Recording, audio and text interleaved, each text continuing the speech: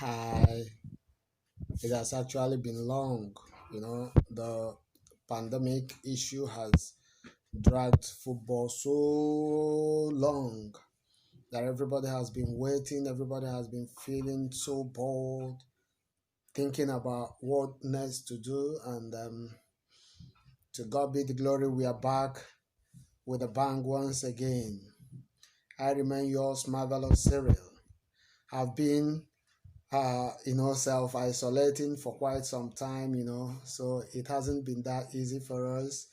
But all the same, I give thanks to God Almighty for as many of us that has made it to this day again, being able to watch via Zoom and through all the social media.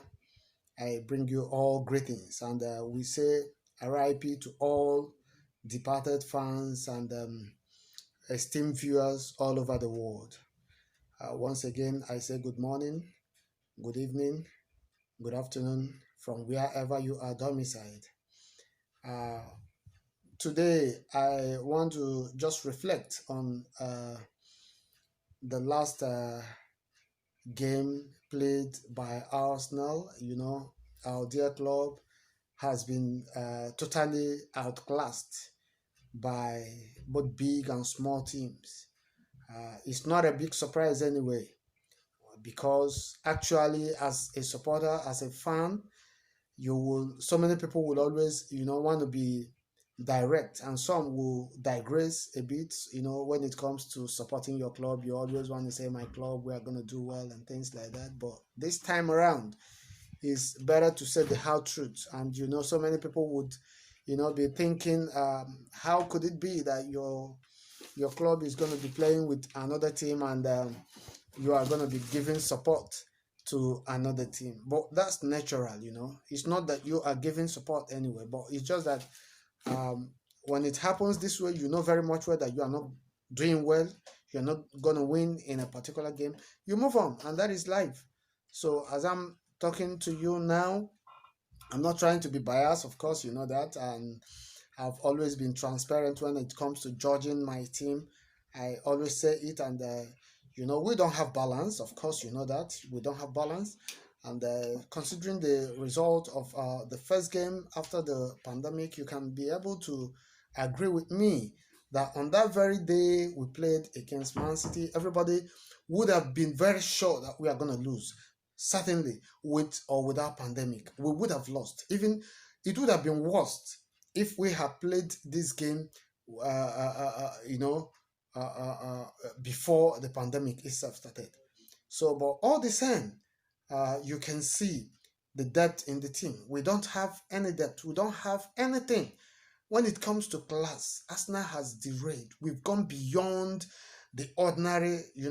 So please, I would rather want us to try to understand that the time has come for us to really understand that we really need to do something.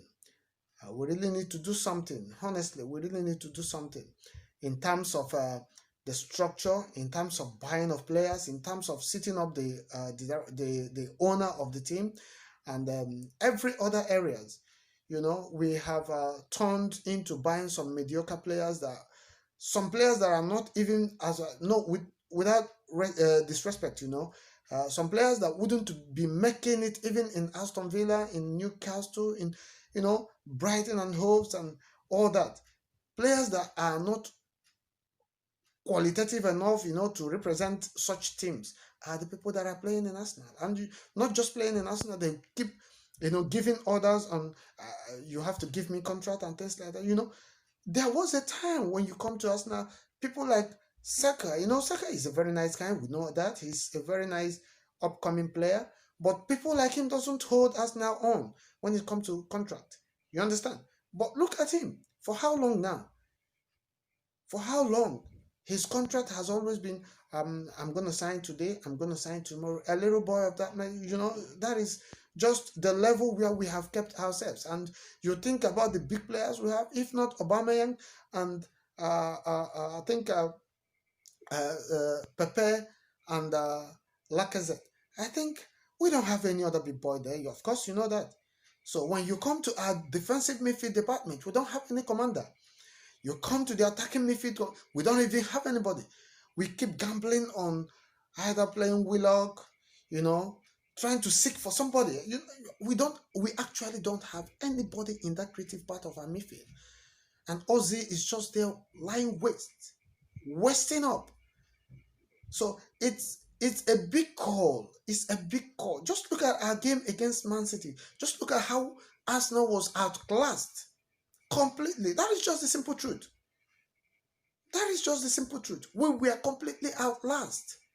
We were outclassed completely. Completely. There was total dominance of the game from the beginning to the end.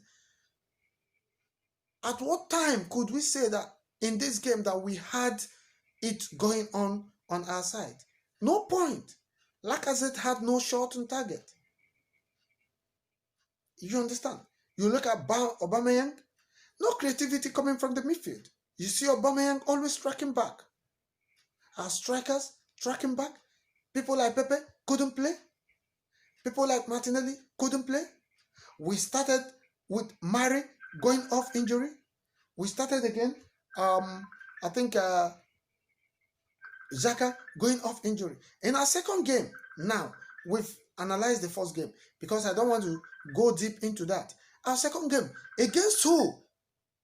Guess what? Against who? And we lost. Just like that. Such a team having it 100% over Arsenal in one season for the very first time in their history. That is very bad. So, my dear, just look at it. Just look at it. Sometimes I just begin to ask myself, where is the spirit of the Arsenal that we all used to know? Where is the spirit? No cohesion, no creativity, no defensive stability at all.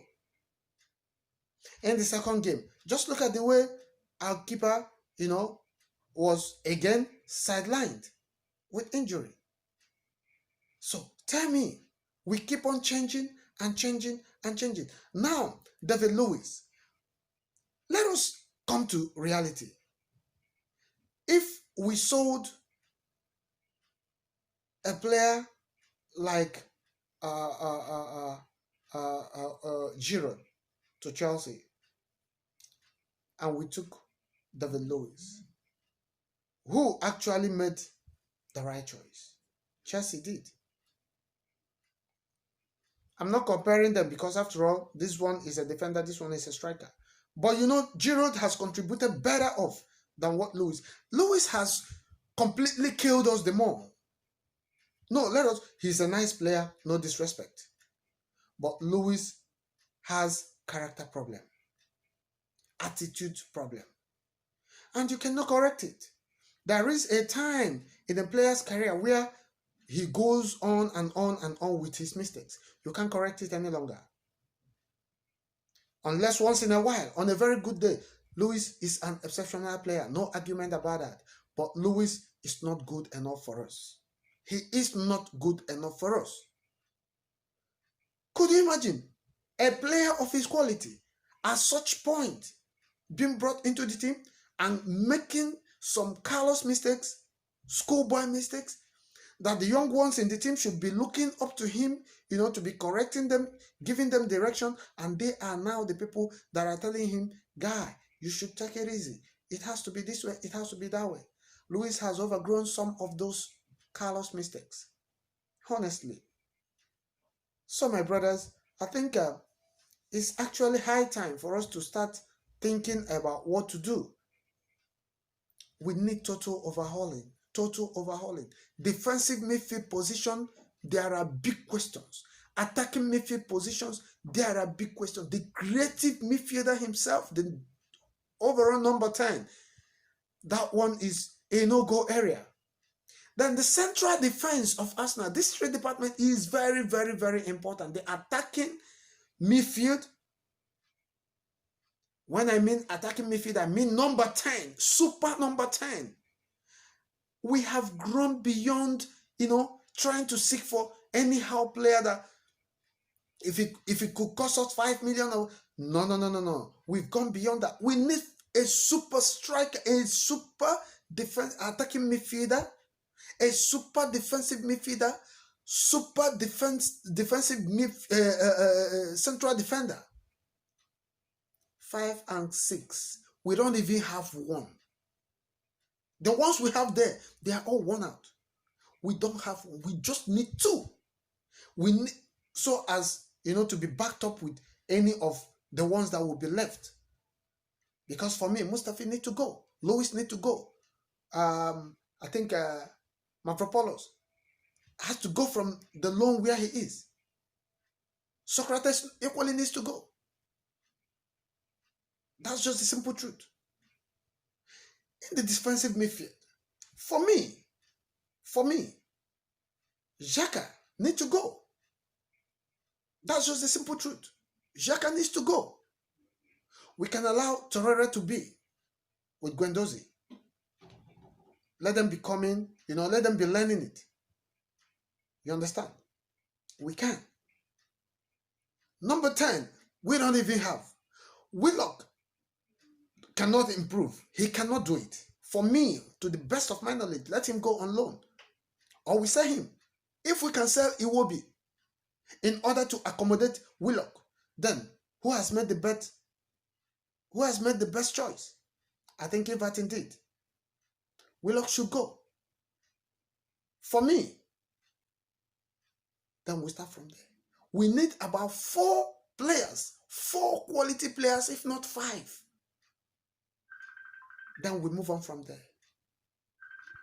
In case this is your very first time of watching my video, please subscribe, share, and like. God bless you. I remain yours, Marvelous Cyril. You are blessed.